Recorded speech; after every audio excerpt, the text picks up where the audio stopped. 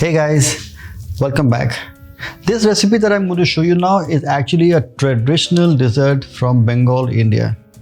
It's a genius of a dessert requiring hardly any effort or more than 4 ingredients. Yet it turns out to be creamy thick, something that will make you lick your spoon and savor it at a leisurely pace.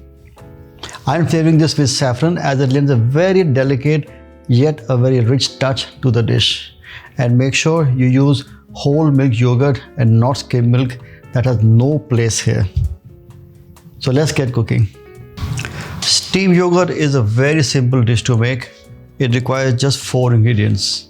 Yogurt, of course, a little cream, condensed milk sweetened, and for flavoring I use saffron. Now you can use cardamom powder, you can use cloves, you can use cinnamon. The choice is all yours, or you keep it very plain. It is as easy as that.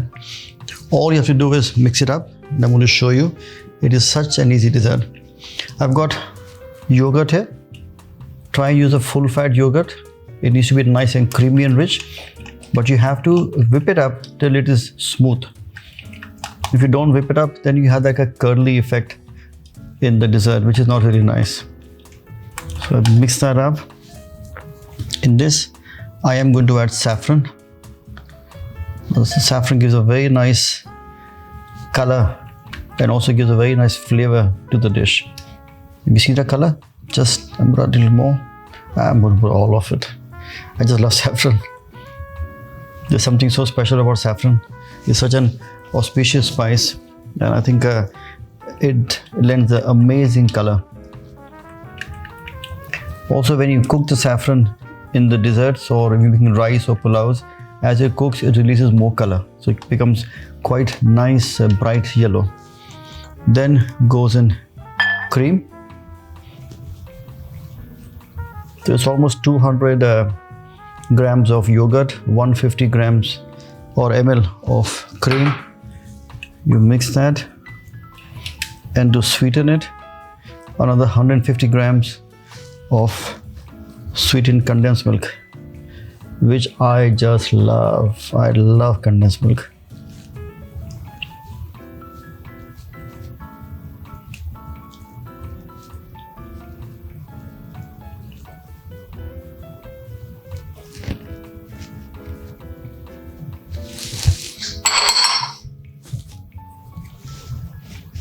And you whisk it till it's nice and smooth.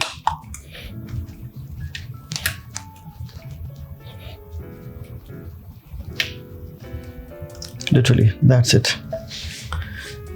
And all I have to do now is to transfer the mixture in these little yogurt jars.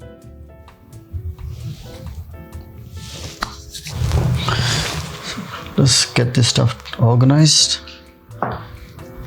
You can use a pourer or you can use a ladle to pour in the yogurt.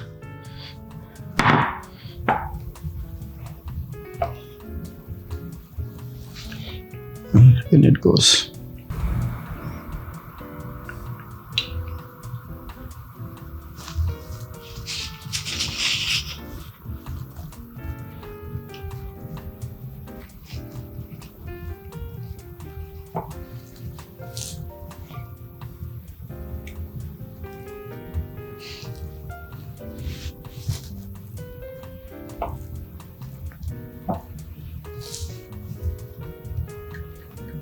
Pour it till it's 3/4 height.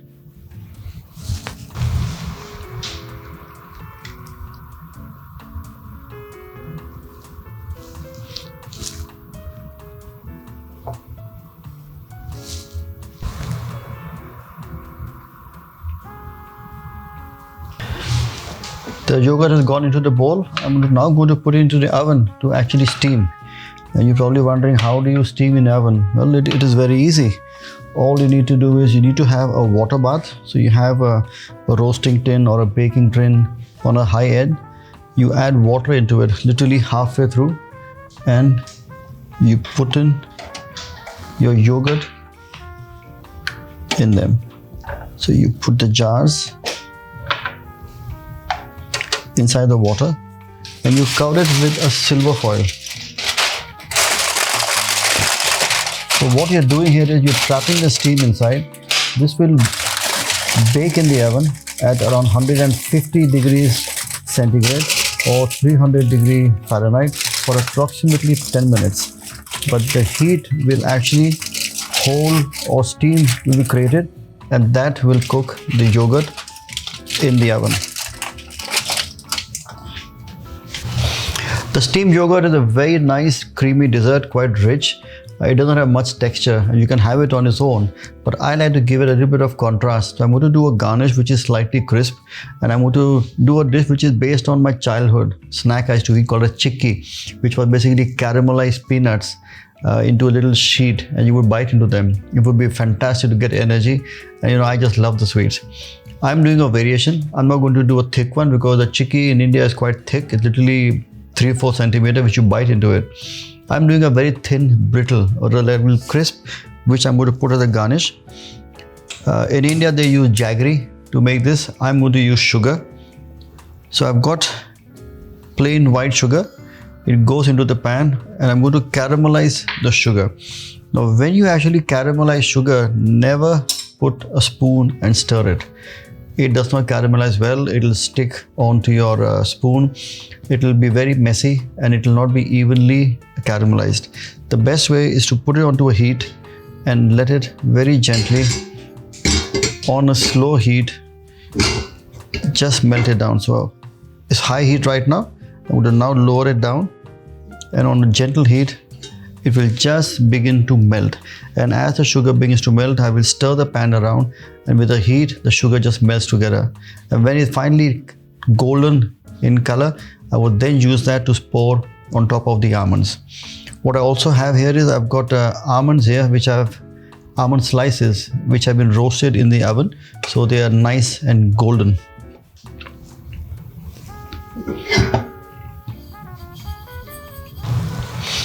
Here you can see the sugar is almost melted and it's got a very light caramel color to it. I'm just going to wait for all of it to melt through.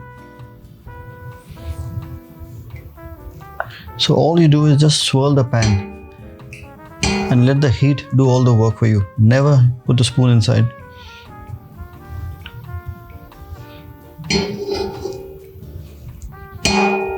You see, I'm not using any fancy gadgets here. No sugar thermometers, nothing. It is purely on your observation of your sugar.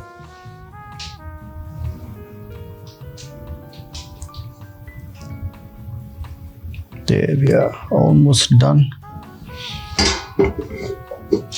If you cook it for a little longer, it will tend to become darker in color and it can tend to be a bit bitter. So at this stage, I'm going to switch off the heat and use that as a base to stick the almonds together. There, a little heat, high heat, just to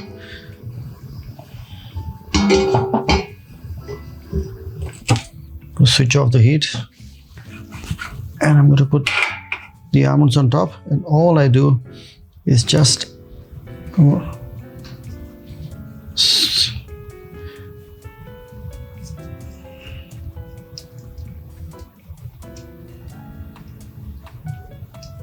drizzle the sugar on top of the almonds. What's going to happen here is that the sugar is going to cool down and the almonds are all going to stick together on it.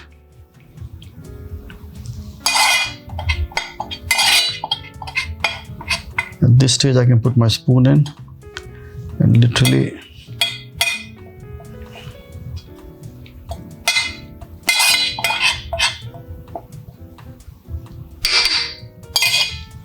now that's going to cool down for a while.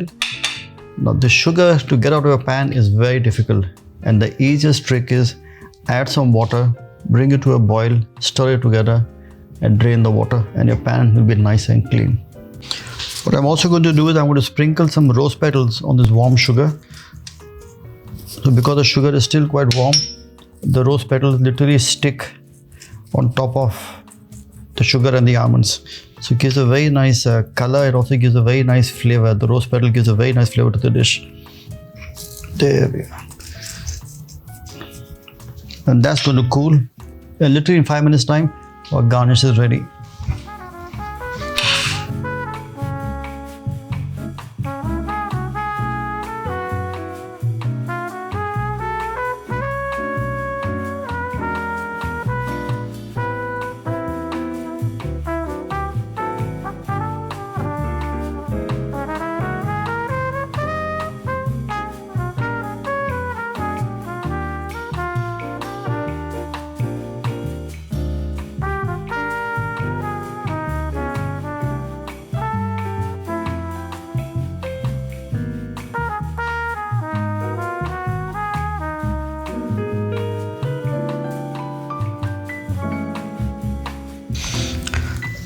Our steamed yogurt is ready with saffron. So I'll do a very quick recap. It's basically is yogurt, is condensed milk, is cream, and is saffron, and that's about it. Now, if you want to have variations and don't have saffron, you want to make it plain, plain is perfectly fine. If you want to add cardamom or you want to add clove powder, cinnamon powder, the choice is entirely yours. It is just something which has got very good flavor to it. You can have it at room temperature, or if you want, you can keep them in the fridge and have it after a few hours when it's nice and cold. Even that works well. It's a great dessert to have, and I've had that onto my menus across the world, and it's always very popular. Now, what I have here was the garnish, was the chicky. This is extremely fragile. You can see it. It literally breaks into thin shards or crisp, and I'm going to use that to garnish my dessert. It is very, very soft. The chicky you get classically in India is basically quite thick, and I don't like it too thick. I like it quite thin. So I'm going to use these and just put the shards on top, literally into my steamed yogurt. As easy as that. What this does, it gives a very nice texture. So when you eat it, it's crispy, it's crunchy, it's got a small amount of sugar, it's not too sweet, and it complements the softness on the yogurt.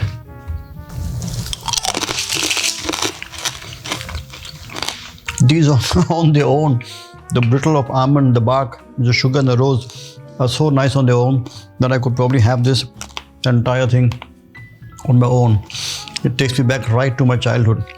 So what you have learned today are basically two things, two of my favorites. One is my childhood favorite of making a chicky, which is a brittle or sugar with almonds, and the second one is saffron steamed yogurt. Very simple, rich, creamy, and very easy to make. You can make in advance, keep them into your fridge and have it afterwards, or have it literally at room temperature once you bake them. But do make sure you try them at home, make it for your friends and family, and do not forget to leave the comments on the section below. So until next time, happy cooking and bon appetit.